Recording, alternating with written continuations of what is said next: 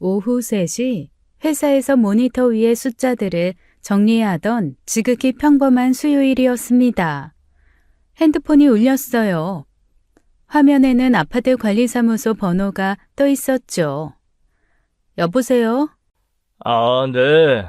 땡땡동 땡땡호 거주자분 되시죠? 관리사무소인데요. 네, 무슨 일이세요? 다름이 아니라 댁에서 좀 민망한 소음이 난다고 옆집에서 민원이 들어와서요. 남녀분이 계신 것 같은데 조금만 신경 써주시면 감사하겠습니다. 애들도 있어서. 네? 지금 저희 집에 아무도 없는데요. 저도 남편도 둘 다 회사에 있거든요. 호수 잘못하신 거 아니에요? 저 호수가 정확하게 접수가 됐는데 혹시 다른 가족분이 계시다거나. 아니요, 저희 부부 둘만 삽니다. 제가 직접 확인해 볼게요. 전화를 끊었습니다. 빈집에서 남녀의 민망한 소리라니 상식적으로는 착오가 분명했어요. 그런데 한번 고개를 든 불안은 뿌리를 내리듯 가라앉질 않았죠. 혹시 이런 적 있으세요? 아무 일 아니라고 되뇌면서도 자꾸만 손이 가방 쪽으로 향하는 그런 순간이요. 그게 바로 그날 오후의 저였습니다. 팀장님께 양해를 구하고 서둘러 회사를 나섰어요. 차 안에서도 내내 괜한 걱정이라고 중얼거렸죠. 그런데 이상하게도 집에 가까워질수록 괜찮다는 확신은 점점 옅어졌습니다. 현관 비밀번호를 누르고 문을 열었어요. 집안은 아무 일 없다는 듯 고요했죠. 조명도 꺼져 있고 거실 쿠션도 아침 그대로였습니다. 안도가 가슴 끝에 내려앉았어요. 역시 착각이었구나 싶었죠. 돌아서려는 바로 그 순간이었습니다. 코끝에 낯선 기운이 스며들었어요. 달콤하면서도 묵직한 향. 제 것이 아닌 이 집에 존재할 이유가 없는 냄새였죠. 누가 저를 불러세우듯 발이 안방 쪽으로 끌려갔습니다. 침대가 눈에 들어왔어요. 아침에 제 손으로 정돈한 그대로인 듯 하면서 어딘가 미세하게 달랐죠. 베개의 기울기, 이불 끝자락의 주름선. 살림하는 사람은 압니다. 자기 손이 만든 선이 아닌 것을 한눈에 알아보죠. 서랍에서 테이프 클리너를 꺼냈습니다. 시트 위를 천천히 밀자 투명한 표면에 머리카락 여러 가닥이 선명하게 올라붙었어요. 저도 남편도 검은 머리입니다. 그런데 그 머리카락은 밝은 갈색이었죠. 방금 전까지 누군가가 이 자리에 누워 있었다는 뜻이었습니다. 제 침대 속에서요. 제가 아침마다 두 손으로 편 바로 그 시트 위에서요. 저는 클리너에 붙은 그 갈색 머리카락을 한참 동안 내려다보았어요. 제 안에서 무언가가 조용히 금이 가는 소리가 들렸습니다. 그 향기, 그 머리카락색, 한 사람의 얼굴이 떠올랐어요. 남편을 처음 만나던 날이 떠올랐습니다. 그날도 별다른 것 없는 퇴근길이었어요. 횡단보도 신호가 바뀌고 발을 내딛는 순간이었죠. 옆을 미처 보지 못했습니다. 무언가가 저를 세게 밀어냈고 정신을 차렸을 때 저는 도로 위에 누워 있었어요. 오른쪽 다리에서 뜨거운 것이 흘러내렸죠. 몸을 일으키려 했지만 다리가 제 것이 아닌 듯 말을 듣지 않았어요. 아시나요? 그런 순간에 사람이 가장 먼저 보게 되는 건 하늘이 아니에요. 주변 사람들의 발이었습니다. 수십 켤레의 구두와 운동화가 저를 둘러싸고 있었지만 한 발짝도 가까이 오는 발은 없었죠. 다들 핸드폰만 꺼내들었습니다. 도와주려는 손은 없고 촬영하려는 손만 가득했어요. 그때였죠. 한 남자가 사람들 사이를 밀치듯 뚫고 들어왔습니다. 양복 재킷을 벗더니 제 다리 상처를 감싸 묶었어요. 잠깐만요, 잠깐만. 병원 멀지 않아요. 제가 업을 테니까 제 어깨 꼭 잡으세요. 괜찮아요. 119 부르면. 피가 너무 많이 나요. 기다릴 시간 없어요. 자, 잡으세요. 그 사람은 대답도 기다리지 않고 저를 등에 올렸습니다. 양복 셔츠 등판이 제 피로 젖어가는데도 그 사람은 몇 블록을 단숨에 뛰었어요. 등에 엎인 채 흔들리면서도 이상하게 무섭지 않았죠. 병원 응급실에 도착해 침대에 내려놓으며 그 사람이 말했습니다. 이제 괜찮을 거예요. 의사 선생님 금방 오실 겁니다. 정말 감사합니다. 셔츠가 이렇게 됐는데. 셔츠야 사면 되죠. 사람이 더 중요하죠. 그 한마디가 마음 어딘가에 단단히 박혔습니다. 지금 생각하면 그게 첫 번째 잘못이었어요. 치료를 마치고 퇴원한 뒤 저는 받아뒀던 연락처로 전화를 걸었죠. 감사 인사라도 제대로 드리고 싶었습니다. 그때 횡단보도에서 업어다 주신 분 맞으시죠? 제가 식사라도 한 끼 대접하고 싶어서요. 아, 기억하고 계셨군요. 좋죠. 그런데 제가 한 끼 얻어먹을 만큼 대단한 일을 한 건지 모르겠네요. 대단한 일이죠. 저한테는요. 식사 자리에서 그 사람은 자기 이야기보다 제 이야기를 더 많이 물었어요. 웃을 때 눈이 반달처럼 휘는 사람이었죠. 그런 사람이 위험하다는 걸 그때의 저는 몰랐습니다. 그 뒤로 먼저 연락을 해온 건 늘 그쪽이었어요. 별일 아닌 안부가 쌓이고 짧은 통화가 길어지고 커피 한 잔이 저녁 식사가 되었죠. 어느 순간부터 그 사람의 이름이 뜨면 저도 모르게 입꼬리가 올라갔습니다. 자연스러운 일이었어요. 아니, 그때는 운명이라고 믿었죠. 사귄 지 꼭 3년이 되던 날이었습니다. 퇴근길에 남편에게서 전화가 왔어요. 서진아, 나 오늘 발표 났어. 팀장 됐다. 진짜? 축하해. 대단하다 정말. 고마워. 근데 있잖아. 이 소식 너한테 제일 먼저 하고 싶었어. 다른 사람 말고 꼭 너한테. 오늘 저녁에 나 좀 만나줄 수 있어? 내가 예약해 놓은 데가 있거든. 그날 저녁 남편이 데려간 곳은 청담동의 프렌치 레스토랑이었습니다. 창너머로 도시의 불빛이 쏟아지는 자리였어요. 승진 축하는 너랑 단둘이 하고 싶었어. 회사 사람들이랑 술자리 하는 건 의미가 없더라고. 내가 힘들 때마다 옆에서 묵묵히 버텨준 사람은 너잖아. 무슨 말을 그렇게 예쁘게 해. 밥이나 먹자. 배고파. 잠깐, 그 전에 줄 게 하나 있어. 남편이 양복 안주머니에서 작은 상자 하나를 꺼냈습니다. 그리고 의자에서 일어나 제 앞에 무릎을 꿇었어요. 한서진 씨, 나랑 결혼해 줄래요? 앞으로 내가 받을 모든 좋은 것들 전부 너랑 나누고 싶어. 평생. 상자 안에는 반지가 들어있었죠. 눈물이 제 의지와 상관없이 흘러내렸습니다. 고개를 끄덕이자 남편이 저를 일으켜 세우며 꼭 안아주었어요. 레스토랑의 다른 손님들이 박수를 쳐주던 그 순간 세상의 모든 조각이 제자리에 놓인 기분이었죠.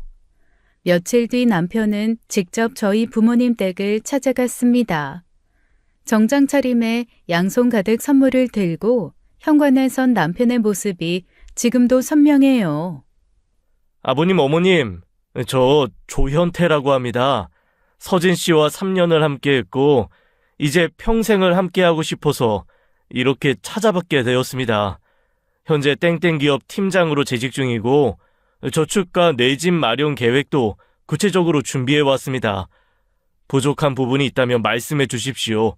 반드시 채우겠습니다. 아버지가 한참 동안 남편의 눈을 가만히 들여다보셨어요. 그러더니 남편의 두 손을 덥석 잡으셨죠. 됐어. 우리 딸 잘 부탁하네. 어머니는 눈시울을 붉히셨고 오빠마저 이 정도 매제면 걱정 없겠다며 엄지를 치켜 세웠습니다. 돌아오는 차 안에서 남편이 제 손을 꼭 잡으며 말했어요. 긴장돼서 죽는 줄 알았다. 아버님 눈이 얼마나 날카로우신지 면접보다 10배는 무서웠어, 진짜. 그러게, 아빠가 저렇게 빨리 허락하신 건 처음이야. 완전히 반하신 것 같은데? 그래? 진짜 다행이다. 저는 웃으며 창밖을 바라보았습니다. 이 사람이라면 무슨 일이 와도 괜찮겠다는 믿음이 온몸에 차올랐어요. 그 믿음이 얼마나 어리석은 것이었는지 그때의 저는 알지 못했죠. 결혼식을 올리고 얼마 지나지 않아 은정이가 집에 놀러 왔습니다. 중학교 1학년 때 짝꿍으로 만나 20년이 넘도록 함께한 친구예요. 제 인생에서 가장 오래된 사람이자 가장 깊은 곳까지 아는 사람이었죠. 은정이는 현관에 들어서자마자 예쁘게 포장된 상자를 내밀었어요. 집들이 선물 열어봐. 상자 안에는 부부 이니셜이 새겨진 커플 머그컵이 들어있었습니다. 야, 이거 어디서 맞춤 제작한 거야?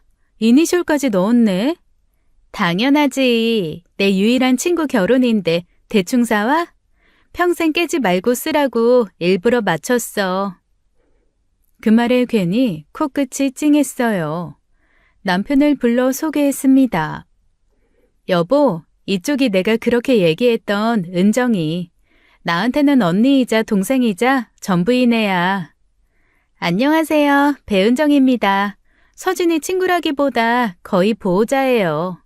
얘가 맨날 저한테 울면서 전화하거든요. 앞으로 잘 부탁드립니다. 아, 네. 서진이한테 정말 말 많이 들었습니다. 늘 고마운 분이라고 하더라고요. 반갑습니다. 은정이는 환하게 웃으며 고개를 숙였어요. 은정이에게는 누구에게도 쉽게 꺼내지 못하는 아픈 과거가 하나 있었습니다.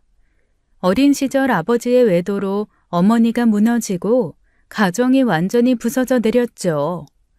엄마가 매일 우는 모습을 지켜봐야 했던 아이는 어른이 되어서도 그 장면을 잊지 못했어요. 그래서 은정이의 입버릇은 언제나 같았습니다. 바람 피우는 인간은 죽어도 싸. 가정 부수는 놈은 사람도 아니야. 그 말을 할 때마다 은정이의 눈빛은 서늘하게 가라앉았죠. 저는 그 서늘함이 얼마나 깊은 상처에서 비롯된 것인지 누구보다 잘 알고 있었어요. 그래서 더 믿었습니다. 이 사람만큼은 절대 그런 일을 저지를 리 없다고요. 저는 기쁜 일이든 슬픈 일이든 은정이에게 가장 먼저 연락했어요. 은정이도 저를 유일한 가족 같은 존재라고 불러주었죠. 우리는 매주 한 번은 꼭 얼굴을 보며 서로의 하루를 나누었습니다. 남편이 잠시 자리를 비운 사이 은정이가 제 귀에 대고 속삭였어요. 야, 이 남자 진짜 괜찮다. 눈빛이 진실해. 절대 놓치지 마. 그치? 내 눈이 틀리지 않았지? 네 눈 이번엔 확실히 맞아. 부러울 정도야 진짜. 은정이가 돌아간 뒤 저는 남편 옆에 앉아 말했어요.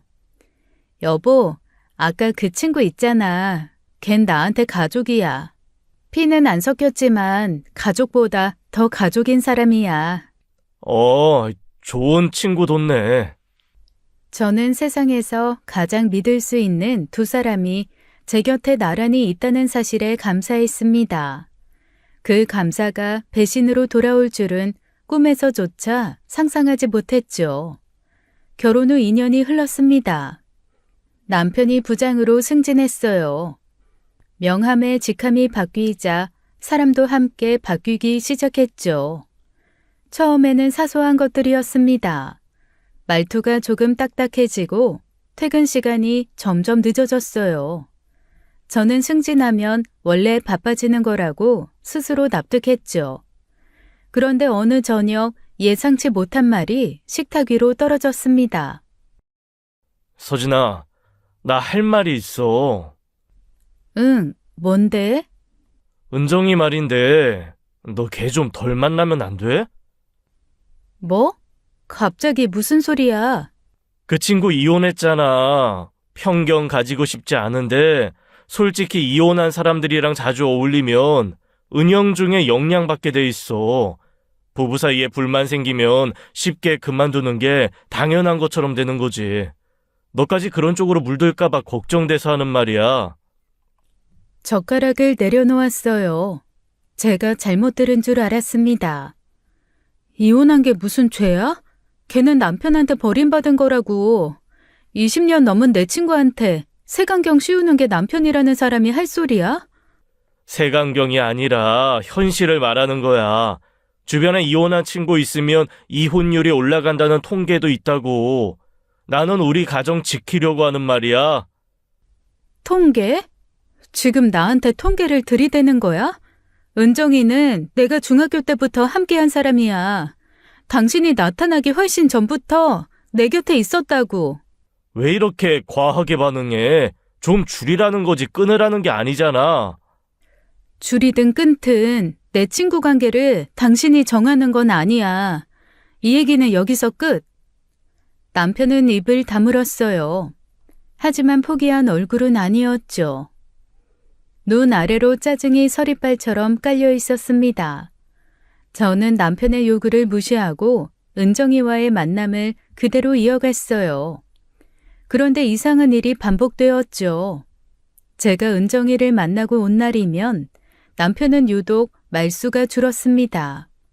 은정이 이름만 꺼내도 눈에 띄게 표정이 굳어졌어요. 오늘 은정이랑 밥 먹었어. 또 딱 한 글자. 그 짧은 한마디에 담긴 불쾌함은 감출 수 없을 만큼 선명했죠. 저는 도무지 이해가 되지 않았습니다.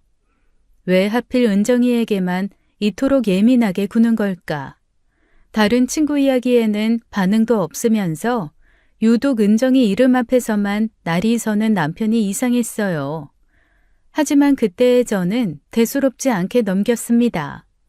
지금 돌이켜보면 그게 제가 저지른 가장 큰 실수였어요. 사람의 직감이란 묘한 것이죠.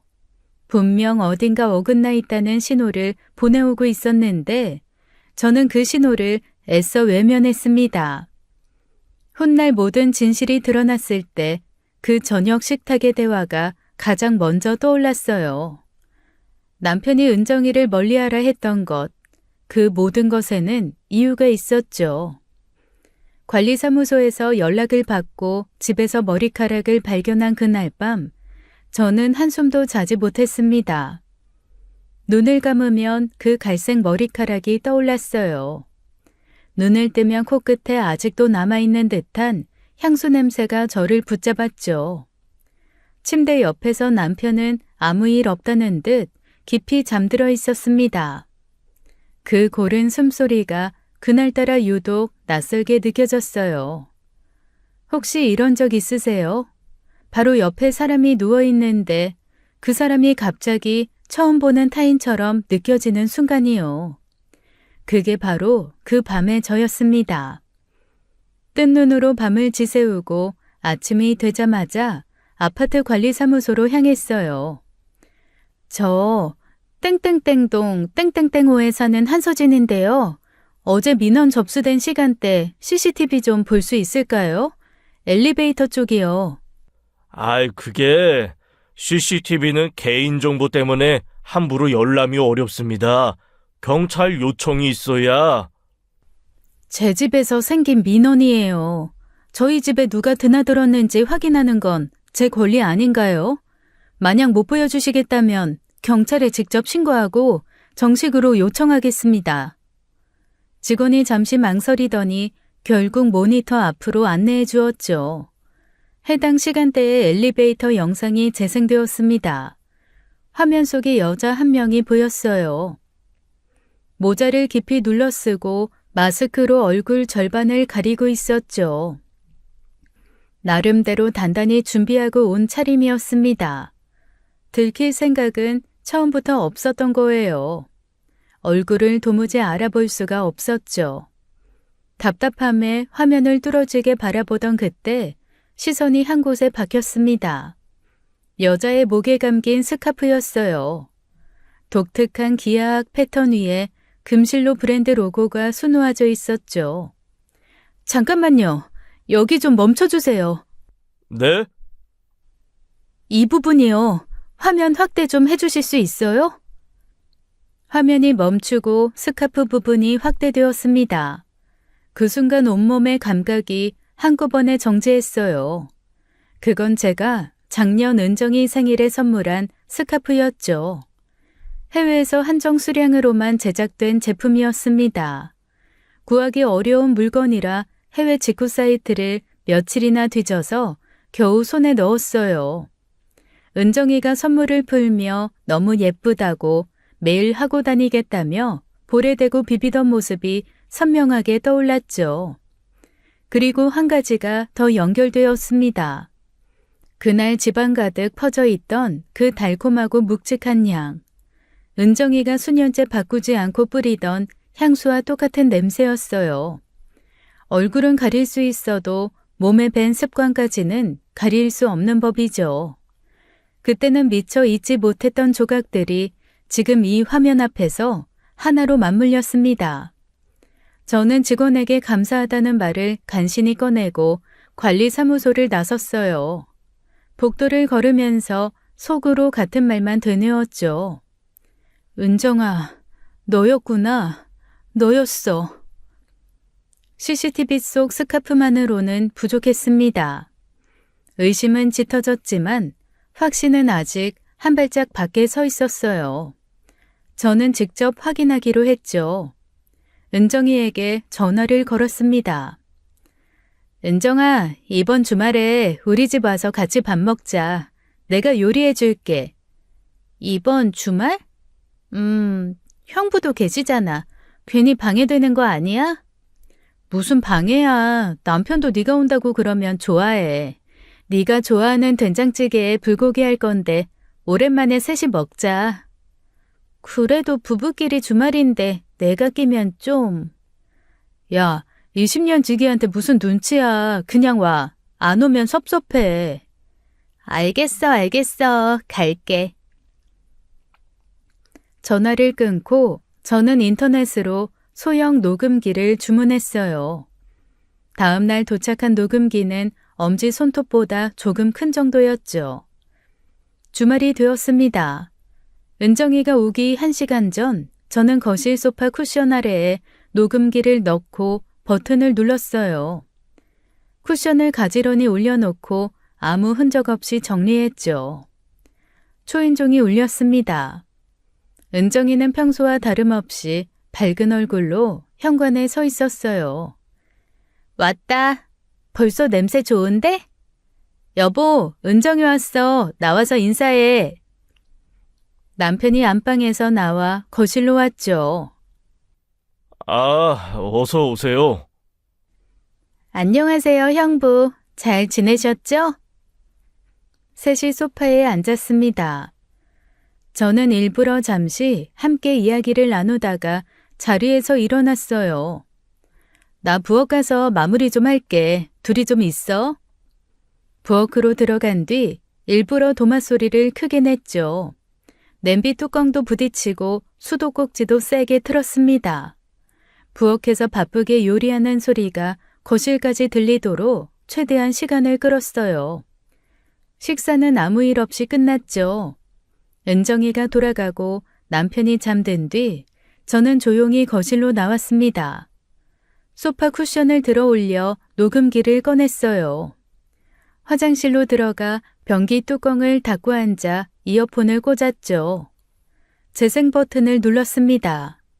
잡음 사이로 두 사람의 목소리가 흘러나왔어요.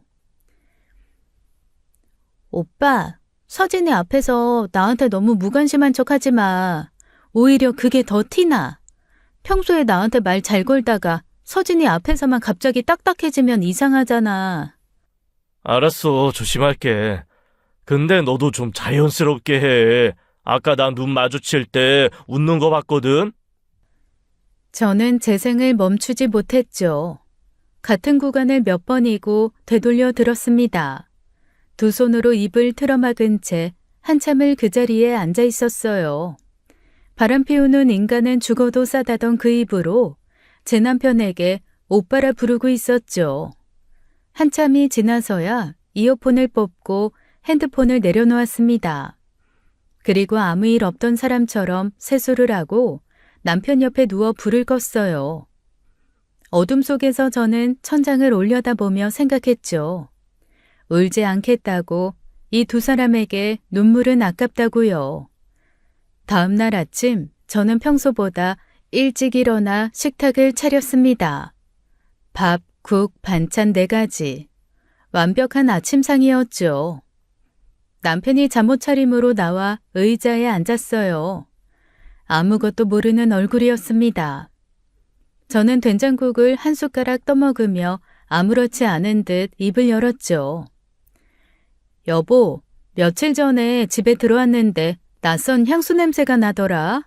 내 거 아닌 거 확실한데 혹시 뭔지 알아? 남편의 젓가락이 공중에서 멈추었어요. 찰나의 정적이었지만 저는 그 짧은 틈을 놓치지 않았습니다. 아, 그거 회사에서 여직원이 향수를 좀 진하게 뿌렸거든. 그게 옷에 묻은 것 같아. 아, 그래? 요즘 향수 진하게 뿌리는 사람 많긴 하더라. 고개를 끄덕이며 반찬을 집었어요. 남편은 다시 젓가락을 들었지만 아까와는 씹는 속도가 확연히 달랐죠. 저는 그 미세한 변화를 고스란히 읽고 있었습니다. 거짓말하는 사람의 눈은 결코 정면을 바라보지 못하는 법이에요. 그날 저녁 다시 마주 앉은 식탁에서 2번째 떡밥을 던졌죠. 아, 맞다. 관리사무소 갔다가 들었는데 요즘 우리 아파트에 이상한 여자가 돌아다닌다는 소문이 있대. 남편이 물컵을 들고 있다가 사례가 들렸습니다. 거친 기침이 식탁 위로 쏟아졌어요. 저는 태연하게 김치를 집어먹으며 남편의 얼굴을 바라보았죠. 아이, 무슨 소문? 나도 자세히는 몰라. 뭐라더라? 애들도 많은 아파트에서 고래고래 소리 지르면서 관계를 한다고 하던가? 뭐 너무 좋았나 보지. 관리사무소 직원이 요즘 민원이 좀 있다고 하더라고. 그 여자 CCTV에도 찍혔다는데 자세한 건 안 알려주더라. 그런 소문은 그냥 흘려들어. 아파트에 별 사람 다 있으니까. 그러게 별일 아니겠지 뭐. 남편의 얼굴이 눈에 띄게 굳어졌어요. 밥을 몇 숟가락 더 뜯어 말고 젓가락을 내려놓았습니다. 나 좀 배가 안 좋다. 먼저 들어갈게. 자리에서 일어나는 남편의 등이 유독 좁아 보였죠. 저는 혼자 남은 식탁에서 반찬을 천천히 비웠어요. 쫓기는 쪽은 제가 아니었으니까요. 그날 밤이었습니다. 잠자리에 누워있는데 남편이 살그머니 일어나 화장실로 들어갔죠. 문이 닫히고 잠금 소리가 났어요. 저는 조용히 침대에서 내려와 화장실 문 앞에 귀를 붙였습니다. 남편의 낮은 목소리가 문틈 사이로 새어나왔죠. 당분간 집에 절대 오지 마. 아파트에 소문 났을 수도 있어. CCTV 얘기까지 나오더라고. 일단 당분간 연락도 줄이자. 누구에게 하는 말인지 묻지 않아도 알 수 있었습니다. 저는 소리 없이 침대로 돌아가 이불을 덮었어요. 천장을 올려다보며 생각했죠. 이 사람들에게 어떤 방식으로 돌려줄지 머릿속에서 구체적인 그림을 그리기 시작했어요. 그날 밤 저는 오랜만에 깊이 잠들었습니다. 분노가 슬픔을 삼키고 나면 오히려 사람은 고요해지는 법이었죠. 일단 법적으로 확실한 증거가 필요했습니다. 감정이 아니라 누가 봐도 반박할 수 없는 물증이요. 저는 평일 점심시간을 이용해 흥신소를 찾아갔어요. 낡은 건물 4층, 간판도 없는 사무실이었죠. 소장은 50대 중반쯤 돼 보이는 남자였습니다. 말수가 적고 눈이 날카로운 사람이었어요. 이런 의뢰를 수백 번은 받아봤을 얼굴이었죠. 남편 외도 조사를 의뢰하려고요. 사진, 차량 번호, 출퇴근 동선 주시면 됩니다. 기간은 얼마나 잡으실 건가요? 2주요. 이 정도 정보면 1주면 끝나는 경우도 많습니다. 미리 준비해간 봉투를 건넸어요. 남편 사진, 차량 번호, 회사 주소와 퇴근 시간까지 빠짐없이 정리해 두었죠. 소장이 봉투를 열어보더니 고개를 끄덕였습니다. 꼼꼼하시네요. 이 정도면 작업하기 수월합니다. 그날부터 2주 동안 저는 아무 일 없는 아내로 살았어요. 아침을 차리고 저녁을 차리고 잠자리에서 잘 자라고 인사했죠. 남편은 제가 아무것도 모른다고 믿었습니다. 그 믿음이 얼마나 어리석은 것인지 곧 알게 될 텐데 말이에요. 정확히 2주 뒤 소장에게서 연락이 왔죠. 보고서 나왔습니다. 직접 오셔서 확인하시는 게 좋겠습니다. 사무실에 도착하자 소장이 두꺼운 서류 봉투를 내밀었어요. 봉투를 열자 사진들이 날짜별로 깔끔하게 정리되어 있었습니다. 남편과 은정이가 모텔 주차장에 나란히 서 있는 사진이었죠. 차 안에서 고개를 맞대고 밀착해 있는 사진도 있었어요. 예상했던 장면이었습니다. 알고 있었는데도 사진으로 직접 확인하니 또 다른 감각이었죠. 저는 담담하게 다음 페이지를 넘겼어요. 그런데 소장이 조심스럽게 입을 열었습니다. 사모님, 한 가지 말씀드릴 게 있습니다. 상간녀가 한 사람이 아닙니다. 다음 장 보시면 됩니다. 페이지를 넘기자 전혀 다른 여자가 나왔죠. 은정이보다 훨씬 젊은 여성이었어요. 남편과 팔짱을 끼고 거리를 걷고 있었습니다. 번화가 카페에 마주 앉아 손을 잡고 있는 사진도 있었죠. 보고서를 들고 있던 손에서 힘이 스르르 빠졌어요. 한 명도 아니고 2명이라니요. 이건 저도 예상을 못했습니다. 두 분 다 상당 기간 만나온 것으로 보입니다. 날짜가 겹치지 않는 걸 보면 요일별로 따로 만나는 패턴입니다. 요일별로 여자를 나눠 만나는 남자. 그게 제가 평생을 걸었던 남편의 진짜 얼굴이었죠. 저는 보고서를 가방에 넣고 자리에서 일어났습니다. 괜찮으십니까? 네, 괜찮습니다. 오히려 확실해져서 다행이에요. 흥신소문을 나서며 저는 속으로 다짐했어요. 1명이든 2명이든 남김없이 반드시 갚아주겠다고요. 집에 돌아와 가방에서 보고서를 꺼냈습니다. 남편이 아직 퇴근하기 전이었어요. 2번째 여성의 사진을 식탁 위에 펼쳐놓았죠. 젊고 단정한 인상이었습니다. 분명 어디선가 본 적 있는 얼굴이었어요. 그런데 아무리 떠올려봐도 어디서 봤는지 기억이 나지 않았죠. 직장 동료인지 동네 사람인지 아니면 남편 모임에서 스친 얼굴인지 머릿속이 안개처럼 흐릿했습니다. 저는 사진을 들고 소파에 앉아 한참을 들여다보았어요. 눈매가 또렷하고 입술 라인이 얇은 여자였죠. 웃는 것도 아니고 안 웃는 것도 아닌 묘한 표정이었습니다. 남편이 퇴근하기 전에 사진을 치우고 저녁을 차렸어요. 아무렇지 않은 얼굴로 밥을 먹었지만 그 얼굴이 머릿속에서 떠나지 않았죠.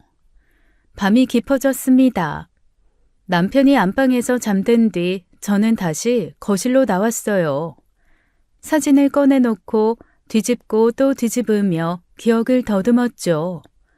그때 문득 시선이 거실 책장 한쪽으로 향했습니다. 책 사이에 끼워져 있는 두꺼운 앨범이 눈에 들어왔어요. 우리 부부의 결혼 앨범이었죠. 꺼낸 지 얼마나 됐는지 표지에 얇게 먼지가 내려앉아 있었습니다. 저는 자리에서 일어나 앨범을 꺼내들었어요. 한 장씩 넘기기 시작했죠. 신랑 대기실, 신부 대기실, 본식 패백, 그리고 하객 단체 사진이었습니다. 신부 측 하객, 신랑 측 하객, 남편 측 단체 사진에서 손가락이 멈추었어요. 뒷줄 오른쪽 끝에 서 있는 여자였죠. 흥신소 보고서 속 두 번째 여성과 똑같은 얼굴이었습니다. 그 순간 기억이 선명하게 돌아왔어요. 결혼식 날 남편이 하객들 사이에서 저를 불러세우며 소개했던 장면이었죠. 서진아, 이쪽은 채원이. 과 후배야. 바쁜데 일부러 와줬네. 언니, 축하드려요. 정말 예쁘시다. 고마워요. 와줘서 고맙습니다. 웃으며 인사를 나눴던 바로 그 여자가 지금 제 남편과 팔짱을 끼고 거리를 걷고 있었습니다. 이 관계는 도대체 언제부터였던 걸까요? 혹시 결혼 전부터 이어져 온 사이는 아니었을까? 그 생각이 스치자 온몸에 소름이 돋으며 치가 떨렸습니다. 저는 앨범을 덮고 보고서와 나란히 식탁 위에 놓았어요. 왼쪽에는 은정이 사진, 오른쪽에는 문채원 사진이었죠. 두 장을 번갈아 바라보았습니다. 20년 절친과 남편의 대학 후배. 제 결혼식에 와서 축하한다고 활짝 웃었던 사람들이 제 등 뒤에서 남편과 손을 잡고 있었어요. 저는 두 사진 위에 손을 올려놓고 조용히 말했죠. 반드시 한꺼번에 끝내주겠다고요. 하나도 빠짐없이 말이죠. 단순한 이혼은 생각이 없었습니다. 이혼이야 서류 한 장이면 끝나죠. 하지만 저는 그 정도로는 성에 차지 않았어요. 제 인생을 조각낸 사람들이 아무 일 없었다는 듯 멀쩡히 살아가는 꼴을 두고 볼 수는 없었습니다. 저는 흥신소 소장에게 다시 연락했어요. 소장님, 조사를 좀 더 이어가고 싶습니다. 남편 동태를 계속 감시해 주세요. 특히 두 번째 여자 쪽도요. 알겠습니다. 장기 의뢰로 전환하죠. 그날부터 저는 기다렸죠. 2개월 동안 저는 완벽한 아내였습니다. 아침을 차리고 남편 와이셔츠를 다리고 주말에는 나란히 마트를 다녔어요. 남편은 저를 의심하지 않았죠. 오히려 요즘 기분이 좋아 보인다며 웃기까지 했습니다. 제가 왜 웃고 있는지도 모르면서 그 웃음이 얼마나 한심했는지 모릅니다. 그러던 어느 날 소장에게서 연락이 왔어요. 사모님, 두 번째 상간녀 관련해서 새로운 정보가 있습니다. 그 여성이 곧 결혼합니다. 결혼이요? 누구랑요? 이도현이라는 남자입니다. 상간녀 쪽에서 청첩장을 돌리기 시작한 것 같습니다. 전화를 끊고 저는 한참 동안 가만히 앉아 있었죠.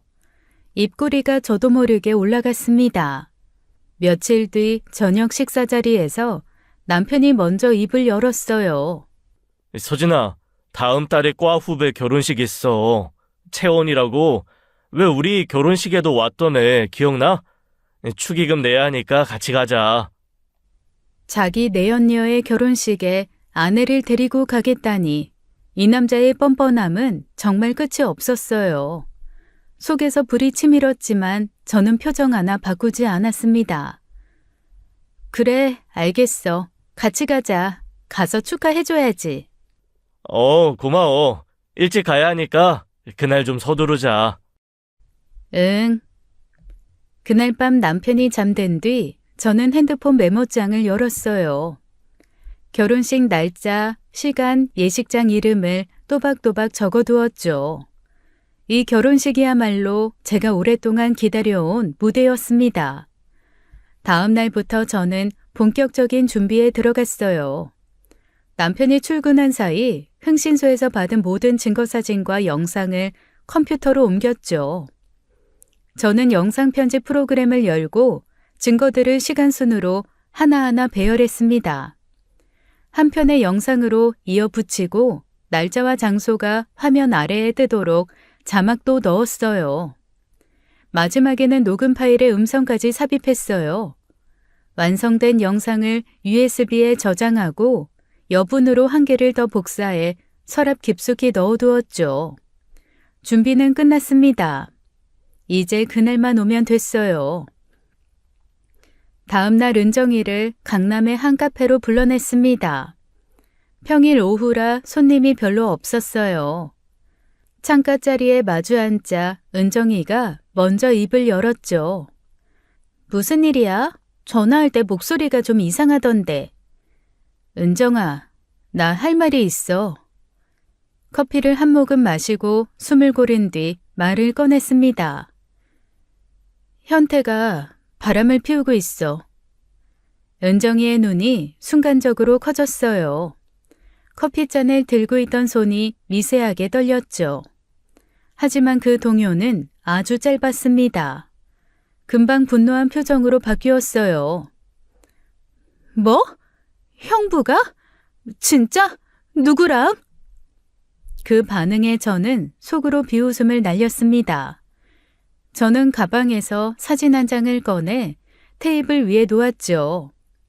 남편과 문채원이 팔짱을 끼고 거리를 걷고 있는 사진이었습니다. 은정이가 사진을 집어들고 한참을 들여다봤어요. 이게 누구야? 이 여자. 남편 대학 후배래. 우리 결혼식에도 왔었어. 이 미친, 결혼식까지 와놓고 남의 남편을? 형부도 형부지만 이 여자 진짜 대단하다. 은정이가 목소리를 높이며 테이블을 쳤죠. 저는 그 모습을 가만히 바라보았습니다. 자기 말고 다른 여자가 있다는 사실에 분노하는 이 얼굴. 솔직히 우습기만 했어요. 네가 지금 화를 낼 자격이 있는 사람이니, 은정아? 물론 그 말은 삼켰죠. 근데 나 이걸 그냥 넘기려는 게 아니야. 무슨 뜻이야? 이 여자가 다음 달에 결혼해. 난 그 결혼식장에서 전부 다 폭로할 거야. 증거 사진이랑 영상을 하객들 앞에서 틀 거야. 은정이의 얼굴이 굳어졌어요. 커피잔을 내려놓으며 한참 동안 아무 말이 없었습니다. 서진아, 그건 좀 과격한 거 아니야? 결혼식을 없겠다는 거잖아. 네가 그러다가 오히려 피해보면 어떡해? 안 도와줄 거야? 제 목소리가 차갑게 깔렸어요. 은정이의 표정이 미묘하게 바뀌었죠. 분노도 걱정도 아닌 불안이었습니다. 이 복수극에 자기가 말려들면 어쩌나 하는 계산이 눈동자 안에서 빠르게 돌아가는 게 보였어요. 아니, 안 도와준다는 게 아니라 네가 다치는 게 싫어서 그런 거야. 나는 이미 충분히 다쳤어. 은정아, 네가 곁에 있어주면 힘이 될 것 같아서 부탁하는 거야. 20년 지기잖아, 우리. 은정이가 입술을 깨물더니 결국 고개를 끄덕였죠. 알겠어. 내가 도와줄게. 네가 하자는 대로 할게. 고마워, 은정아. 저는 테이블 위로 손을 뻗어 은정이의 손을 잡았습니다. 20년 동안 수없이 잡았던 익숙한 온기였어요. 하지만 그 온기가 더 이상 제게 닿지 않았죠. 이 결혼식은 문채원만의 지옥이 아닐 거라는 사실을 은정이는 아직 모르고 있었습니다. 결혼식 당일이 밝았어요. 저는 거울 앞에서 옷매무새를 정리했어요. 연한 베이지색 원피스에 진주 귀걸이, 누가 봐도 평범한 하객이었죠. 가방 안에는 USB가 들어있었습니다. 남편이 안방에서 넥타이를 매며 말했어요. 서진아, 빨리 나와. 늦겠다. 금방 갈게. 현관을 나서는 남편의 뒷모습을 보았죠. 평소보다 유난히 깔끔하게 차려입은 모습이 눈에 걸렸습니다. 후배 결혼식에 저 정도의 정성이라니.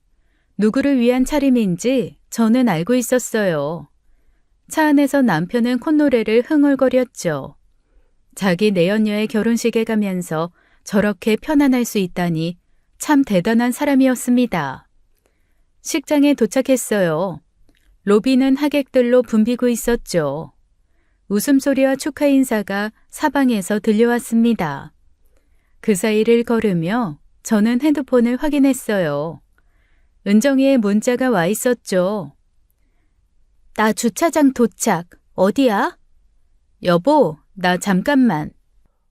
먼저 들어가 있을게.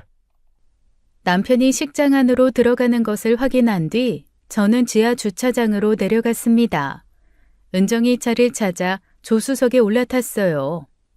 은정이는 이미 긴장한 얼굴이었죠. 서진아, 진짜 하는 거야? 나 사실 오는 내내 떨렸어. 할 거야. 저는 가방에서 USB를 꺼내 은정이 손에 쥐어주었습니다. 결혼식 시작되면 신랑 측에서 준비한 이벤트 축하 영상이 스크린에 나올 거야. 그 영상이 끝난 직후에 이걸 영상 담당 업체 직원한테 줘. 바로 이어서 틀게 해달라고 부탁해. 신부 측 서프라이즈 영상이라고 말하면 돼. 이게 어떤 영상인데? 상간녀 증거 영상이야. 남편이랑 그 여자가 만나는 장면 다 들어있어. 은정이가 USB를 들여다보았어요. 작고 가벼운 물건이었지만 그 안에 담긴 무게는 결코 가볍지 않았죠. 은정이의 표정이 복잡하게 일그러졌습니다. 걱정과 두려움, 그리고 그 아래 깔린 분노가 뒤섞여 있었어요.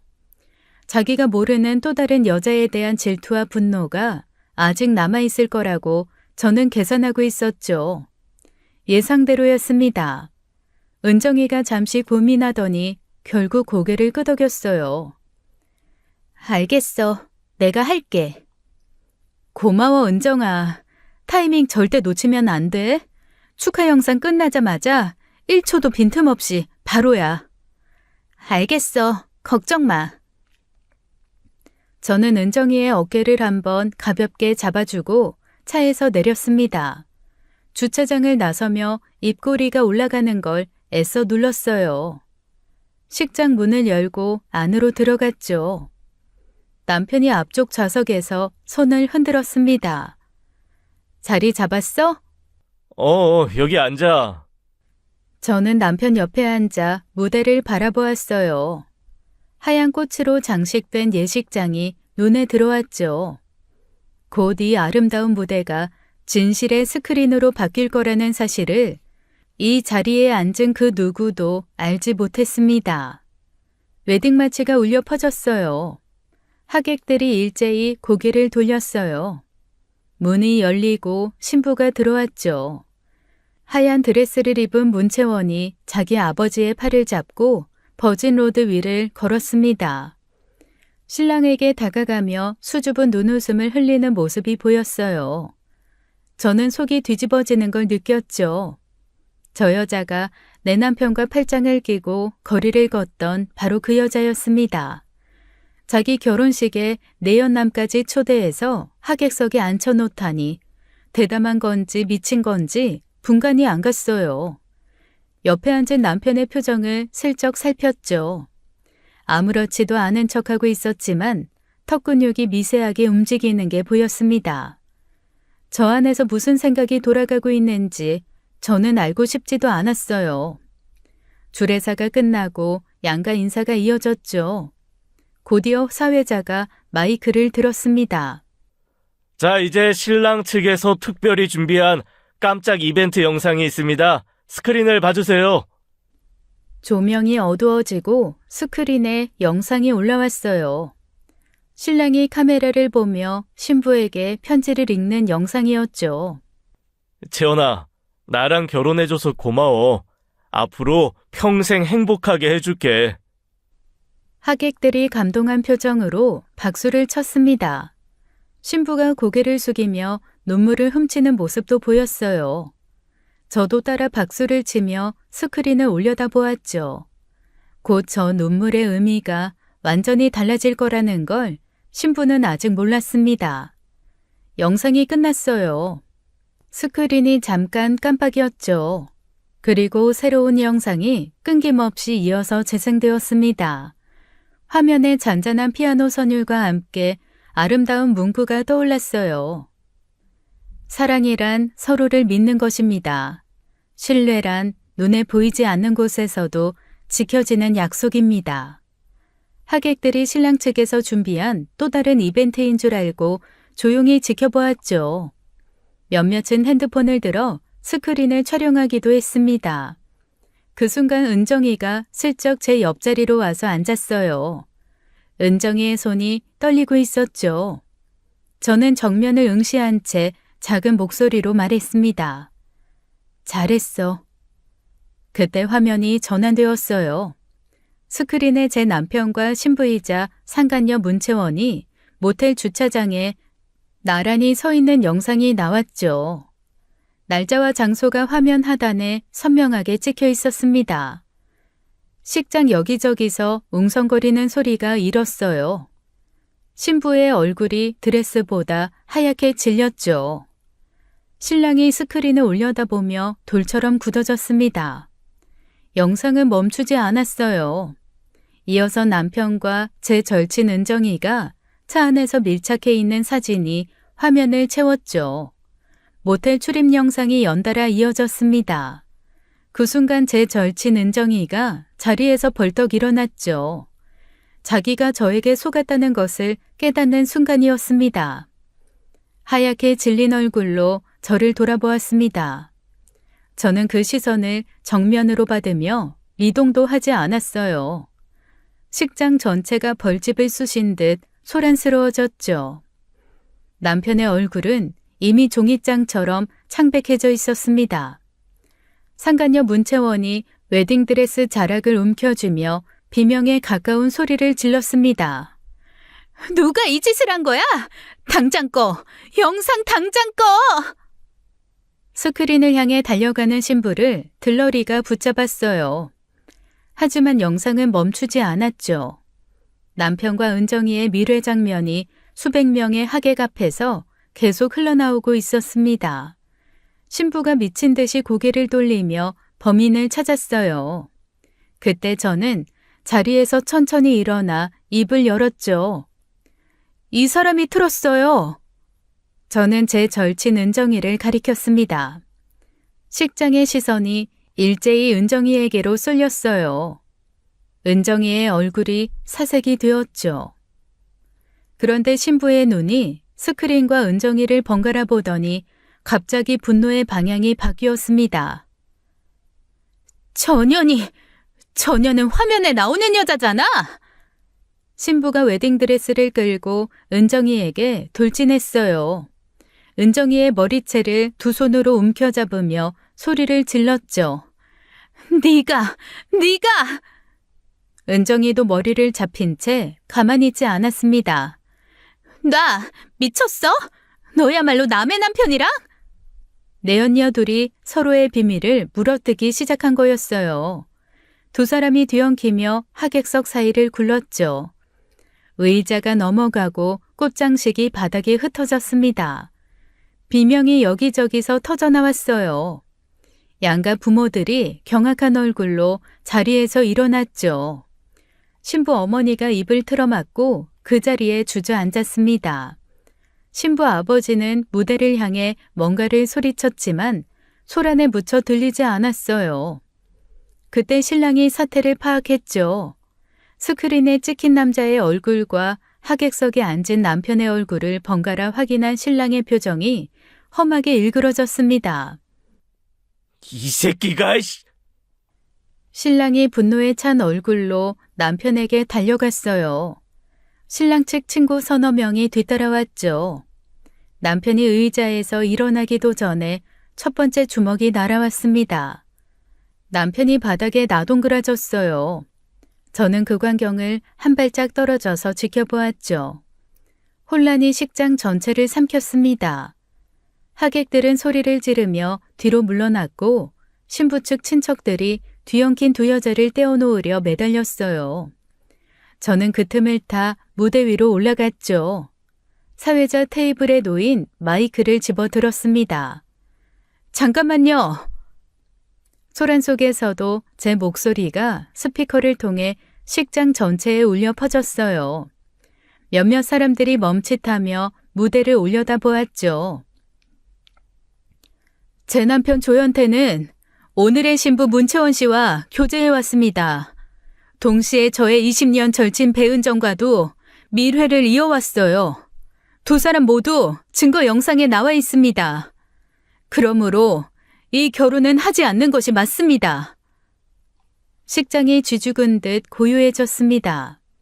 저는 마이크를 내려놓았죠. 무대에서 내려와 출구를 향해 걸었어요. 뒤에서 고함이, 울음이, 욕설이 뒤섞여 쏟아졌습니다. 하지만 저는 뒤돌아보지 않았죠. 식장 문을 나서자 바깥 공기가 차갑게 얼굴을 감쌌어요. 걸음은 느리지도 빠르지도 않았습니다. 그날 밤 집 현관문이 열렸습니다. 남편이 들어왔어요. 얼굴이 퉁퉁 부어 있었죠. 입술이 찢어져 피가 말라붙어 있었고 양복 어깨가 찢겨 안감이 드러나 있었습니다. 식장에서 신랑 측 사람들에게 얼마나 맞았는지 한쪽 눈두덩이가 검붉게 물들어 있었어요. 아침에 넥타이를 단정하게 메고 나갔던 사람이 맞나 싶을 정도였죠. 저는 거실 소파에 앉아 그 꼴을 가만히 바라보았습니다. 서진아, 너 지금 뭔 짓을 한 건지 알아? 이혼하자. 남편의 눈이 뒤집어졌어요. 뭐? 그 난리를 쳐놓고 고작 한다는 소리가 이혼? 미쳤냐? 남편이 성큼성큼 다가왔죠. 오른손이 제 뺨을 향해 치켜 올려졌습니다. 그 순간 안방문이 열렸어요. 오빠가 방에서 나왔죠. 손대지 마! 오빠가 남편의 치켜든 팔을 한 손으로 움켜 잡았습니다. 그리고 주먹이 남편의 턱을 정확하게 갈겼어요. 남편이 현관 앞에 나동그라졌죠. 내 동생을 두고 바람을 피워? 때리기까지 하려고 해? 남편은 바닥에 엎드린 채 고개도 들지 못했습니다. 저는 현관문을 활짝 열어두었어요. 나가. 지금 당장. 남편이 비틀거리며 일어났죠. 고개를 숙이고 집을 나가려 했어요. 아, 잠깐만. 저는 바로 남편 뺨을 후려쳤습니다. 남편 턱이 돌아갔죠. 나한테 한 대는 맞고 가야지. 안 그래? 남편은 신발도 제대로 신지 못한 채 문 밖으로 기어나가듯 사라졌습니다. 저는 문을 닫고 잠금 장치를 돌렸어요. 딸깍하는 소리가 유난히 가볍게 울렸죠. 오빠가 주먹을 풀며 제 옆에 섰습니다. 서진아, 잘한 거다. 오빠, 고마워. 복수를 준비하는 내내 한 번도 울지 않았는데 오빠 앞에서 무너졌어요. 오빠는 아무 말 없이 제 등을 토닥여 주었죠. 그 밤은 길었지만 이상하게 마음만은 편안했습니다. 다음 날 아침 저는 곧장 변호사 사무실을 찾아갔어요. 남편에게는 이혼 및 재산분할 소송을 제기했죠. 배은정과 문채원에게는 각각 위자료 청구 소송을 걸었습니다. 흥신소 보고서, 사진, 영상, 녹음 파일까지 빠짐없이 변호사에게 넘겼어요. 변호사가 증거를 하나하나 훑어보더니 고개를 끄덕였죠. 한편 상간녀 문채원의 결혼은 그날로 완전히 파토가 났습니다. 신랑이었던 이도연도 채원을 상대로 위자료 소송을 제기했다는 소식이 들려왔어요. 결국 채원은 결혼도 잃고 소송 2건을 한꺼번에 떠안게 된 셈이었죠. 은정이도 마찬가지였습니다. 20년 우정도 남의 남편과의 밀회도 전부 한순간에 무너졌어요. 수개월간의 재판이 이어졌죠. 남편 측은 온갖 핑계를 대며 버텼지만 증거 앞에서는 어떤 변명도 힘을 잃었습니다. 결과는 전부 제 손을 들어주었어요. 판결문을 받아들고 법원 계단을 내려오던 날 하늘이 맑았죠. 이혼이 확정된 뒤 소식은 생각보다 빠르게 퍼졌습니다. 남편의 회사에도 결혼식 영상이 돌았어요. 누가 퍼뜨렸는지는 모르겠지만 그런 건 원래 막을 수 없는 법이죠. 남편은 사내 징계를 받았고 결국 자진 퇴사라는 이름의 해고를 당했습니다. 업계에서도 소문이 돌아 어디에서도 받아주지 않았어요. 2명의 여자와 동시에 바람을 피운 남자라는 꼬리표는 한 번 붙으면 쉽게 떨어지지 않았죠. 배은정은 위자료 판결과 함께 주변 사람들 대부분을 잃었습니다. 공통 지인들이 하나둘 등을 돌렸어요. 20년 동안 쌓아온 인간관계가 하룻밤 사이에 전부 무너진 것이었죠. 문채원도 다르지 않았습니다. 파혼당한 데다 이도연의 손해배상 소송까지 겹쳐 사회적으로 완전히 고립되었어요. 저는 그 사람들의 이후가 어떻게 됐는지 더 이상 관심을 두지 않았죠. 알 필요도 알고 싶지도 않았습니다. 그들의 이야기는 거기서 끝이었어요. 이혼 후 저는 작은 원룸으로 이사했죠. 넓은 아파트가 아니어도 괜찮았습니다. 누군가의 아내가 아닌 온전히 한서진이라는 이름으로 돌아온 첫 번째 공간이었어요. 혼자 밥을 짓고 혼자 산책을 하고 혼자 잠들었죠. 외롭지 않았습니다. 오히려 누구의 눈치도 보지 않아도 되는 고요함이 좋았어요. 가끔 문득 지난 시간이 떠오를 때면 가슴 한켠이 쓰렸지만 후회는 없었죠. 배신한 사람들과의 인연은 모두 끊었습니다. 미련도 분노도 이제는 남아있지 않았어요. 지나간 것들은 지나간 자리에 두기로 했죠. 아침 햇살이 창가로 스며드는 어느 날이었습니다. 저는 커튼을 걷고 창문 앞에 가만히 섰어요. 눈을 감고 깊게 숨을 들이쉬었죠. 차갑고 맑은 공기가 폐 깊숙이 내려갔습니다. 이제부터는 오직 저를 위해 살겠어요. 그 다짐이 아침 햇살처럼 조용히 온몸에 퍼졌죠. 새로운 하루가 시작되고 있었습니다. 지금까지 사연 읽어주는 남녀였습니다. 끝까지 시청해주신 여러분 감사드리며 저희는 다음 사연으로 돌아올게요. 감사합니다.